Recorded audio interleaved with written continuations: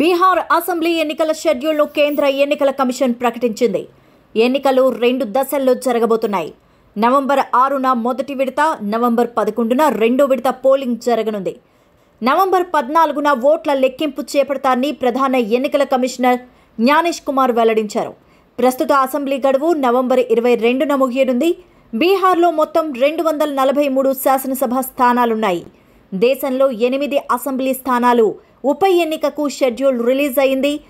ఈ 8 assembly సెగ్మెంట్స్కు 2025 November 11న ఉప ఎన్నికలు నిర్వహించబోతున్నట్టు ఏసీ స్పష్టం చేసింది.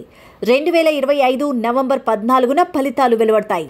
రాజస్థాన్లోని అంతా, జార్ఖండ్లోని ఘట్సిలా, తెలంగాణలోని జూబ్లీహిల్స్, పంజాబ్లోని తర్న్, మిజోరంలోని దంపా, ఒడిశాలోని నౌఫాడాతో పాటు జమ్మూ కాశ్మీర్ కేంద్ర పాలిత ప్రాంతంలోని బడ్గామ్, నగ్రోటా స్థానాలకు ఉప ఎన్నికలు జరుగుతాయంటూ ఈసీ వెల్లడించింది.